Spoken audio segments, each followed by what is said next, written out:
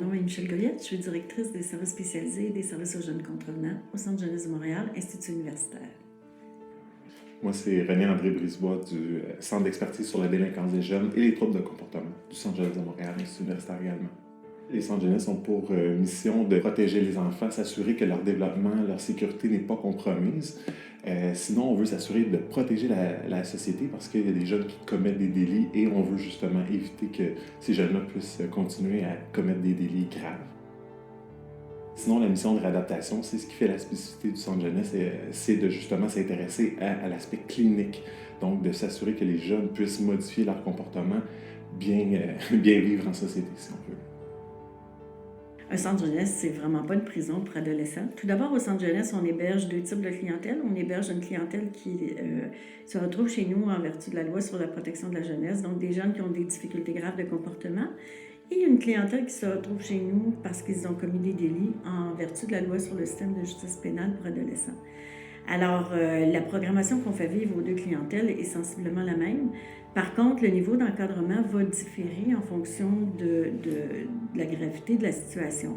Les jeunes qui sont en garde fermée, donc le niveau d'encadrement est plus élevé, ne sont pas comme dans une prison pour la simple et unique raison qu'ils bénéficient d'un service de réadaptation et bénéficient d'activités réadaptatives. Ils ne sont pas là pour être punis, ils sont là pour être aidés dans un cheminement. Il y a quand même des contraintes physiques. Les portes sont barrées. Un jeune ne peut pas quitter le centre à sa guise en garde fermée. On a une responsabilité de protéger la société et si le juge a décidé de l'envoyer en mise sous garde pour une période X, Y, Z, c'est que pour cette période-là, il veut que le jeune, oui, progresse, mais aussi que la société soit protégée de ses agirs. Alors, il y a une question de protection de la société, mais qui se fait très, très, très différemment que dans une prison. Lorsqu'un jeune a commis des délits relativement sérieux, ça peut l'amener à être au tribunal, à la chambre de la jeunesse, et là, advenant une reconnaissance de responsabilité ou un plaidoyer de culpabilité, le juge va avoir à choisir parmi différentes peines. Et la plus privative de liberté, c'est le placement sous garde. Il y a donc beaucoup de conditions qui sont rattachées au placement sous garde. Le juge ne peut pas rendre cette ordonnance-là n'importe quand. Il y a certaines conditions qu'il doit respecter. Lorsqu'il rend une ordonnance de placement sous garde, le jeune, à ce moment-là, est placé dans nos installations. Il est placé dans un centre jeunesse où il va bénéficier d'une période de réadaptation. En fait, ce qui fait foi de tout, c'est la date où le délit a été commis.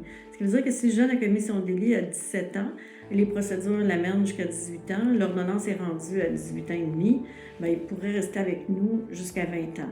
Pour dépasser le 20 ans, ça prend vraiment des situations exceptionnelles. Donc, si l'ordonnance se poursuit au-delà de son 20 ans, malheureusement, il devrait être transféré dans une institution carcérale adulte. Au centre jeunesse, il y a toute une programmation qui est planifiée pour les jeunes. Donc, du matin au soir, il y a des activités et il y a aussi des routines à respecter, que ce soit dans l'heure de lever, que ce soit au niveau des repas. C'est tous des moments où tout doit être pensé, réfléchi pour travailler avec les jeunes, justement, sur différents aspects cliniques de réadaptation. Il y a les aspects aussi, toutes les activités cliniques qui sont prévues, par exemple, au niveau des habiletés sociales. Il y a certains centres jeunesse qui vont offrir des activités pour travailler sur le stress, gestion de la colère, gestion des conflits, etc. Donc, on veut travailler sur ces aspects-là avec les jeunes qui ont des difficultés de comportement ou qui ont agi avec une certaine délinquance.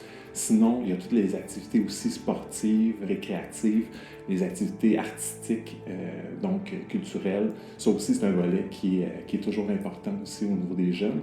Et il y a bien sûr la scolarisation, c'est des jeunes qui sont en âge d'aller à l'école. Et il y a bien entendu aussi les rencontres avec les intervenants de suivi. Donc ça aussi, c'est ce qui gère dans le fond tout l'ensemble des activités au quotidien. Donc à chaque journée, ces jeunes-là sont suivis du début jusqu'à la fin. Il y a un encadrement assez serré. Ces intervenants-là doivent adapter leurs interventions, la façon dont ils vont faire vivre ces activités-là à chacun des jeunes qui est là. Et ça passe par un plan d'intervention individualisé. Chaque jeune sont différents les uns des autres et cette organisation de vie commune-là, oui, il y a une organisation qui vaut pour tout le groupe, mais chacun des individus a des besoins particuliers, puis les intervenants sont là pour faire vivre la programmation en groupe, mais aussi pour s'adresser aux besoins spécifiques de chacun des jeunes, jour après jour. Oui, les parents peuvent venir visiter leurs enfants Évidemment, comme on est dans un contexte d'une programmation de réadaptation, ils ne peuvent pas arriver n'importe quel moment, mais on a des moments de visite. Mon conseil, dans le fond, que je pourrais donner aux parents, c'est d'aller voir leurs jeunes hébergés et de ne pas avoir souvent le sentiment que certains parents qualifient de honte ou sont mal à l'aise ou peur même d'aller voir leurs jeunes qui sont enfermés ou, si on veut, là, qui ont un cadre légal assez restrictif. Il faut que ces parents-là puissent se déplacer, aillent voir leurs enfants, souvent parce que c'est là qu'ils en ont le plus besoin. Je pense que le meilleur conseil qu'on peut donner à un parent dont le jeune se retrouve en centre jeunesse, c'est de faire confiance aux intervenants et de collaborer avec eux. Parce que les intervenants sont vraiment là pour aider leur enfant. Ils ont choisi ce travail-là parce qu'ils y croient et parce qu'ils veulent aider. Et ils ne peuvent pas vraiment aider s'ils ne font pas équipe avec les parents. Les parents sont les premiers responsables d'un enfant, d'un adolescent. Et comme intervenant, on a absolument besoin d'eux pour travailler.